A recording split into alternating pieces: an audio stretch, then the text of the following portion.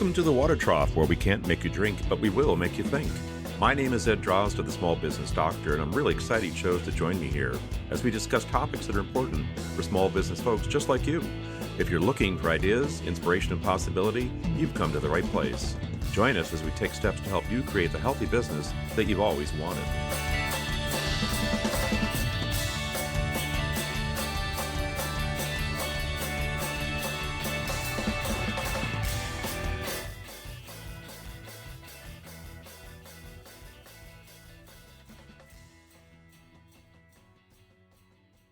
Welcome back to the Water Trough, folks.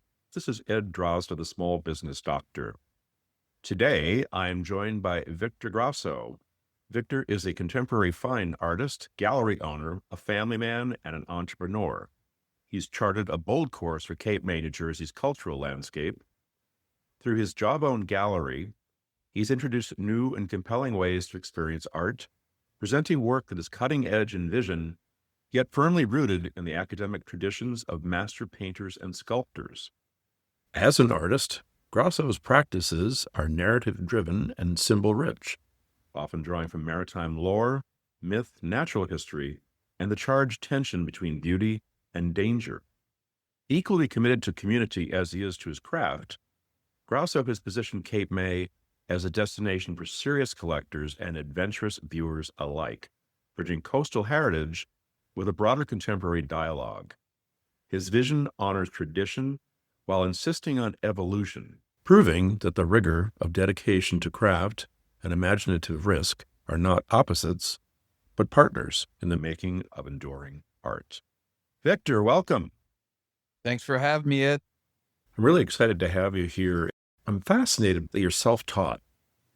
When I look at your work, I can't imagine what it would take to get to the space that you're at. Tell us about your journey from a young child in the world of art to where you are today. Of course. And it's funny that you say self-taught. That is a very broad statement. And I'll get into it more. But, you learn from people along the way. You learn from your life experience. You learn from looking, observing, all these things. And I think that you can only learn so much by training and academically. It's when you get your own voice, your own vision, you're teaching yourself that anyway. So my journey began as a love of art. Art has been in my life from day one. My mother painted. My grandfather was a sculptor. His father was a painter, my great-grandfather. So it was on both sides. Everybody did it. And everybody was very good, very disciplined and good in their own way, but no one did it professionally. No one made a living at it. I was the first person to do that. I think that a lot of my youth and imagination I was an only child, divorced parents, and it was definitely my escape to just sit and draw all the time. I had an early love of Renaissance from my grandfather, who was a sculptor. He just loved the Renaissance. He also had a love for Africa, African mask, African art, and Picasso. I was introduced to so many things at a very young age, but the main thing for me was comic books. And to this day, love comic book artists. I think they are the true storytellers of the world today. It's a pure thing, basically mind to hand. It's truly imaginative, which I find so many things in my journey that was locally presented as art was just unimaginative to me. All that I wanted to do as a child was be a comic book artist. And I would just draw for hours and hours. No one in my family had gone to college. And right out of high school, I got a job. There was a lot of new casinos construction going on in Atlantic City, and they were putting murals in them left and right. The father of a friend of mine, a union painter, met this guy from Michigan who had a mural company. He did like 150 murals in Trump's World's Fair. He decided after that he was going to stay and open a company, and he was looking for employees. So I walked in with a bunch of drawings, and this guy hired me. I was 18 years old, and right off the bat, I was getting paid to paint. I had never painted before other than a few little messing around kind of things. So that was the start of my professional career as an artist, but I knew that it was not the be all end all. It was really apparent that I was not interested in painting for other people. But I was an 18-year-old kid who grew up in Sea Isle City, New Jersey, about the farthest thing away from the New York art scene, even though it was only 2 hours away. I did have an all or nothing kind of drive.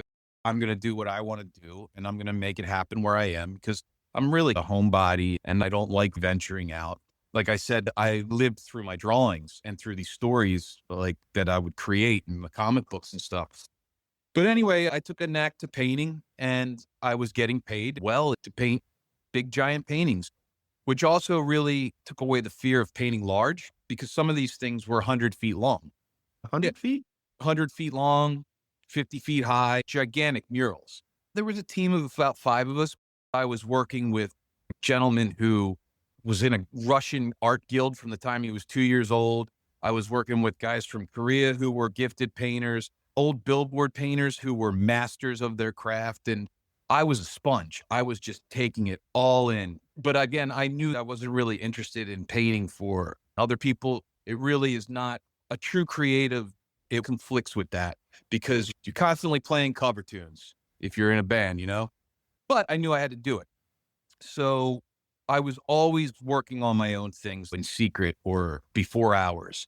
And when I was 21 years old, I had a art show at a gallery in Ocean City and nothing sold. It was way out of place for the gallery, but it was fine. It got me a taste of what it's like to have a bunch of people come in and talk to you about your art and be the center of attention for a minute. And also have people say, what is this shit? Which you need as well.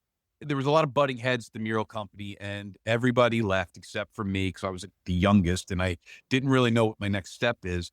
But I started doing my own murals on the side and I was doing much more residential. I did not have the ability or credentials to be dealing with CEOs of casinos and stuff. So I was doing more residential murals. And every time I got one, I mean, God, Ed, it was like one Tuscan vineyard scene after another, which was just so brilliant in South Jersey, painting this in people's kitchens. It's ridiculous, but it's what people wanted at the time. But what I would try to do is say, hey, why don't you let me put you in there, incorporate it? And that's when I started honing my craft on portraits. Before I knew it, I left the mural company and opened up my own company. I did one giant mural in the entrance of Ocean City. It no longer exists, but that was my first real taste of doing business on my own, commercial outdoor business. But again, dealing with boards and people who have opinions. And, it's the age old adage. As soon as the suits get involved with the vision of the artist, it goes wrong. So you do it until you don't have to do it anymore. And that's what I did. I really moved towards doing portraits and I did many portraits for many years, as well as commissions. I would take any commission that I could get because I didn't want to get a real job. I was an artist and I've always been an artist. And there was no question that that's what I was going to do. Around my late 20s, I started getting serious about my vision as what I wanted to produce as my own art. I would do a commission or work on something for 8, 9 hours a day. Then I would come home and I would work on my own thing. So I was painting for 16 to 20 hours a day for almost 20 years. And if I wasn't painting or drawing, I was in a museum or in a gallery looking at the masters, looking at people I admired, trying to figure out how they did it. During that time, I also hooked up with a friend of mine, Sam Donovan, who worked at the mural company and left very early. He was a brilliant painter, a billboard painter in Philadelphia, and it became my mentor. When I left the mural company, I really didn't know what I was doing. And anytime he had a big commission, like a big giant mural, I would help him. He really did guide me through my mid to late 20s. He saved my career because after I left the mural company, it was really hard and the commissions weren't coming all the time. But he would have me come over to his studio and I would help him. And I learned a tremendous amount. Later, I helped him get into Soma Gallery. And it was a good give and take. Unfortunately, last year he passed away, but he was a wonderful man and he taught me a lot. Then I came to Cape May and I met Jack Wright. Jack produces a wonderful magazine, Exit Zero, and he was doing these color covers once a year. And after chatting and becoming friends, he gave me a shot at doing one. I painted my wife on the lawn of Congress Hall in a wedding dress with a hose. People went bonkers for it. We ended up doing covers for like 5 or 6 years. It really cemented me as a name in Cape May. Soma Gallery opened in Cape May right after the first year, and I jumped on that. Cape May is becoming really cool, and I've got a name with X and Zero. I've got my commissions that I can make money from. So I'm just going to paint whatever I want. Within the next couple of years, I pushed boundaries and pushed myself to create pieces that were incredibly detailed and driven by a lot of time and effort, and put all of myself into them. I also had the incredible hubris to put ridiculous prices on these things. The next thing I knew, they were selling, but I always looked at myself as, this is what this is worth. With the advent of social media, I was able to meet contemporaries. And the next thing I knew, I was showing in New York, Philadelphia, and Denmark, and being represented by galleries, but still keeping a strong tie to Cape May. And then Soma Gallery closed during COVID, and everything was kind of up in the air. And a couple of years later, the space opened. I opened up Jawbone Gallery, still painting constantly, creating my own shows, and doing my own thing here in Cape May as well, to bring in some amazing talent, vision, and art to Cape May. The clientele and the mindset is here. The acceptance of vision, the art crowd. There's just so many. It's worldwide now, so it's Mhm. great for a real art gallery, real art. Sorry if that was a little bit long. Oh, no, no. I asked you an open-minded, open-headed question, and I appreciate you sharing your journey. One of the things about Cape May, as I see it, is that at its core, it's conservative. You said when you came to Cape May, you pushed back. Were you pushing back against what I perceive as conservatism, or maybe something else? No, I don't ever look at anything as conservatively, or, I mean, certainly I don't get into politics with my art. It's never been Oh, I'm sorry. I didn't mean politics conservatism. That wasn't my point. I don't Vi- want to go there either. no, like a conservative vision. I grew up on the shore. Any art gallery that I saw showed beach paintings, the beach umbrellas, the snow fences, no faces, maybe people sitting on the beach. And there was nothing that interested me at all.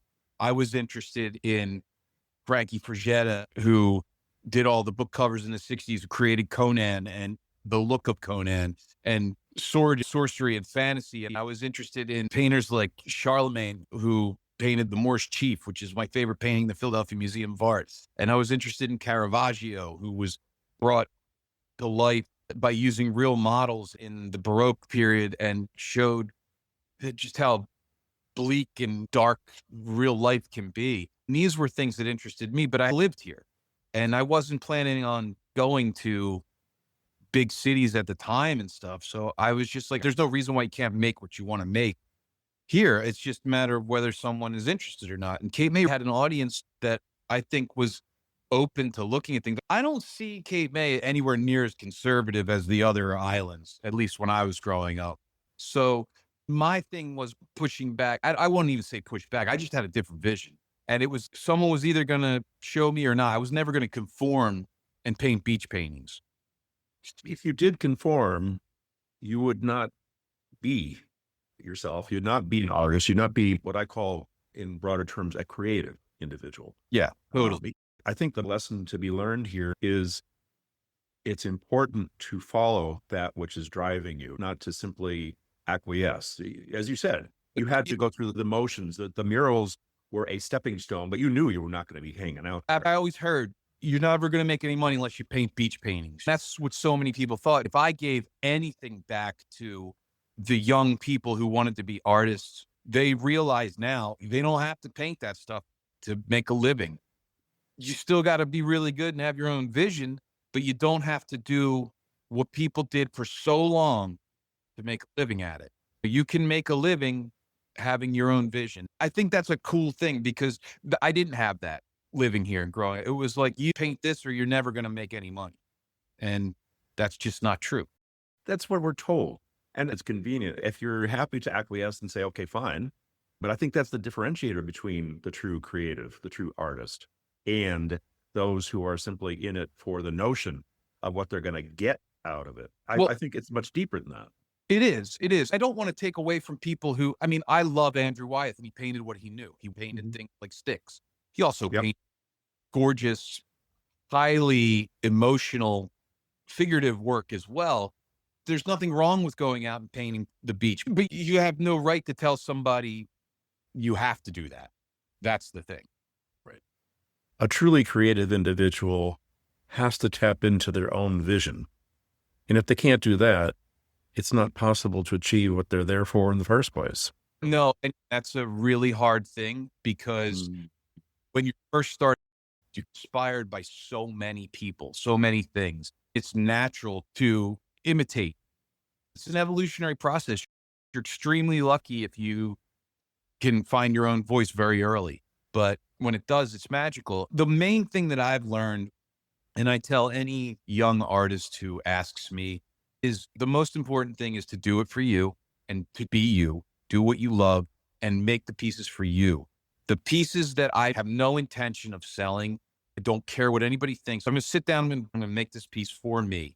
They're the ones that fly right off the wall. It's because people, whether they know it or not, can read honesty. I'm not being self-righteous or on a high horse. People can read when you really put yourself into it. It's honest and it's you. It's a natural thing. And I'm not one of these new age kind of aura people. Sometimes the hardest thing is being honest with yourself. Appreciate that you're saying that honesty, integrity is fundamental Yeah. in whatever we're doing. Being able to be recognized for that, as you say, the pieces that you truly created for yourself. I'm not going to sell this. That's not the point. This Yeah. is for me and for people to actually see you in it. To actually get the sense of Victor in this. You would think that's the ultimate art form. Yeah, I think so. I think so. And it's okay to experiment. As an artist, at least in my experience, my biggest enemy is myself. It's self-doubt. It's imposter syndrome. It's low self-confidence. Can I ever do this thing again? All of that stuff. So it's not like every piece is going to be 100% honest. A lot of times it's not, but it's not like Yeah. you're doing it to do it. I mean, a lot of times I compare stuff to music because I think music is a little bit more universal to people. There can be a great album and there's some great songs, but then people say, oh, there's filler songs in between. You know, the people still wrote these songs. Right. You still make paintings and you might have to meet a quota, every deadline. It's all self-given. So it takes a tremendous amount of self-discipline to do it. But that's Mhm. any self-employed person. You're not going to hit everyone out of the park. So there are some things. It's not like you didn't do it to do it for yourself, but sometimes things just get a little, oh, I thought of that really quickly and it didn't work out or didn't hit it out of the park. Or maybe I just want to do one more, but sometimes they work out great too. Like you hear stories of Paul McCartney. I wrote Let It Be in 10 minutes when I woke up after a dream. The toiling over it is, I'm 48 years old. When people say, how long does it take to do that? It takes 48 years. Everything takes however long you're alive. It's the years and years of toiling that allow you to produce something sometimes extremely quickly that is brilliant. I'm not saying that anything I've ever done is brilliant, Ed, but you know what I mean. I admire your work, but beauty is in the eyes of the beholder. The creator never sees it that way because that's our nature. I can always do one more, one slightly better, blah, blah, blah. Sorry to say you're not alone. Yeah, no, I know. You're just one of the rest of us, right? But seriously, you bring a gift to the world, and I'm sensing that the biggest gift of all is that you have found yourself. You are confident in who you are. You're able to create these pieces of art that reflect you. And whether I like it or I don't like it, whether I buy it or I don't buy it, is not the important part. No. The important part is you're able to put it out there. And we align with those with whom we're aligned. And we don't align with the others, right? Totally. I feel that your journey is fascinating. That as a young boy, influenced by your mom, your grandfather, and those around you, and that led to further curiosity with artists that you might see in books and museums and so on. It was as if you were born to be an artist. Yep. A really good friend of mine, Stephen Gibson, a great artist, who was in an interview and he was talking about us. He said there was never any question that we were going to be artists from day one. We just had no idea what form, and that's the crazy path. I wanted to be a comic book artist, and I think I secretly still do. But here I'm a fine art painter and a gallery owner now. So you never know what form, well, you never know anything, but I always look at it as an evolution and a journey. You have to be open to listening. I am a representational artist, imaginative artist. A lot of what I represent is being a good listener and being a good observer. I see things differently in finer detail than a lot of people I know. Look at it as observing and kind of mentally logging. I wouldn't say I have a photographic memory, but there's certainly things that it's like there's an inspiration box in my mind that I kind of keep everything, you know? Very cool. I look at a blank canvas or sheet of paper and I say to myself, yeah, I can envision something being there, but heaven knows where to start. Well, that's the thing. The work that I do is heavily thought out and heavily designed. So everything starts in a sketchbook, whether it's a squiggle or a fine drawing. Once I get my rendering what I want, it goes to gathering reference, whether it be photograph or something from life or whatever I'm going to work from.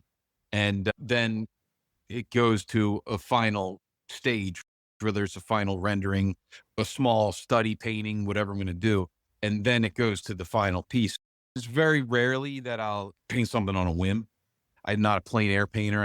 Things are very thought out and drafted, especially because I consider myself a storyteller. It can happen quickly, but it's a lot of gathering reference and observing things and trying to figure things out.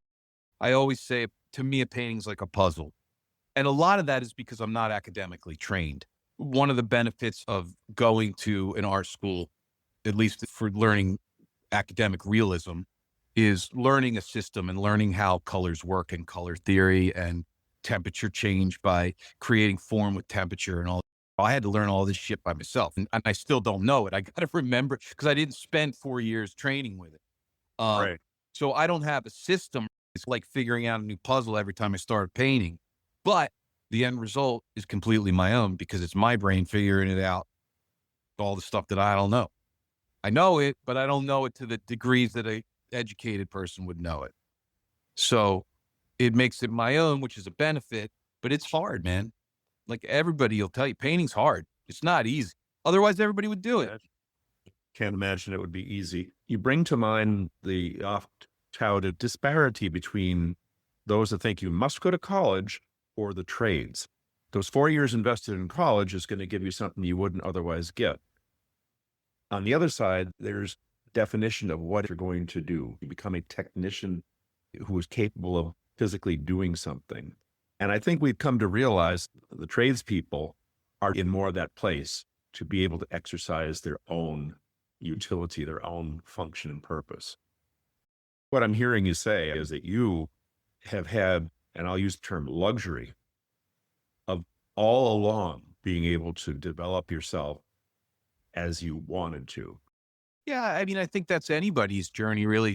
You could have a cardboard box factory and not know anything about it. You could have like making boxes when you were a kid and just build and build and build upon it. And next thing you know, you're distributing around the world.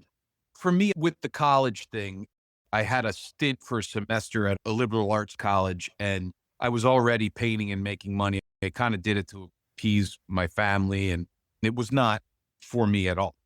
You. But what I realized later on is when I was graduating high school in 1995, and, you know, it's the advent of the internet. I'm still analog 100%.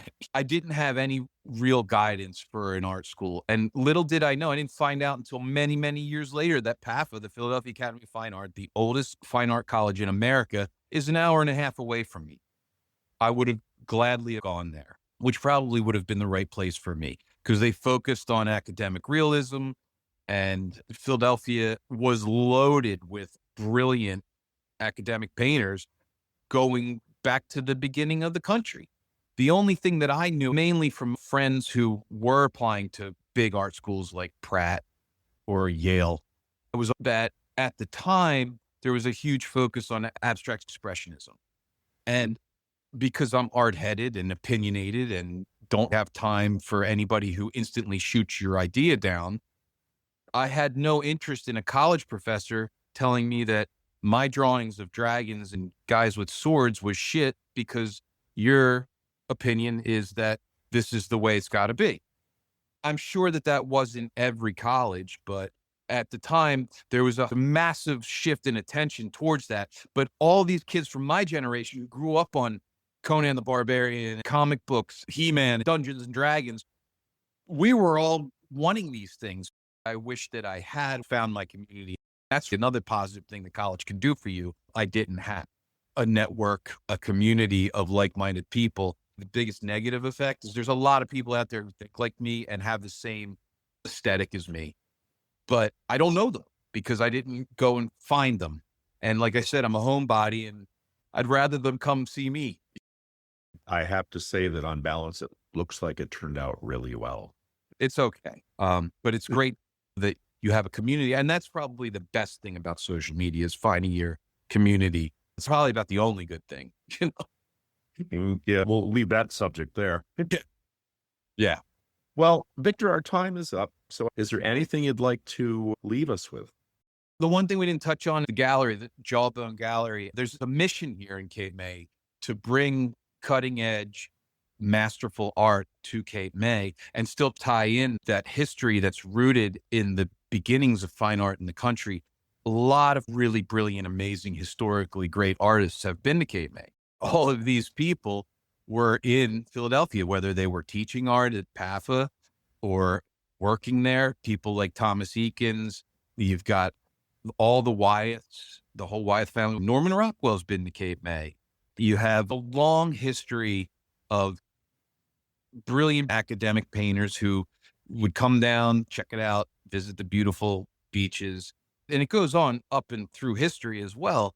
And that I feel hasn't been embraced as much. Not that it's not embraced. Of course, people would love that, but it's now being able to be shown. We get a lot of people in the gallery, PAFA graduates, but also I'm bringing in artists from all over the world. Like this first show, we have artists from Australia, the UK, Germany. We have artists from both coasts. I'm trying to develop a really incredible, dynamic art scene in this amazing beach town that we live in.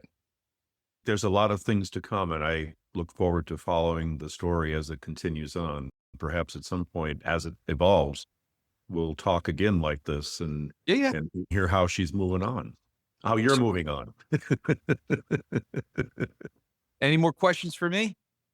I feel like that's pretty good. So, Victor, I want to thank you so much for being with me today. I appreciate learning more about your journey and all the things that you're doing. And I look forward to getting back to Cape May, stopping into the gallery and finding you there because I'm always there at the wrong time. My next visit will be sure to connect. So, folks, this is Ed Drozda, the Small Business Doctor, and here at the Water Trough, I want to thank you for joining us today.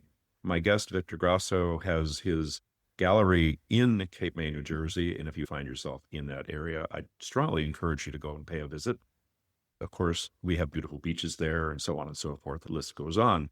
I want to wish you a healthy business, and I also want to encourage you to keep an open mind. As Victor has told us here today, there's so much opportunity, and it starts with our being open to and aware of the possibilities. Thank you, folks. Victor, thank you. Thanks, Ed. Appreciate it.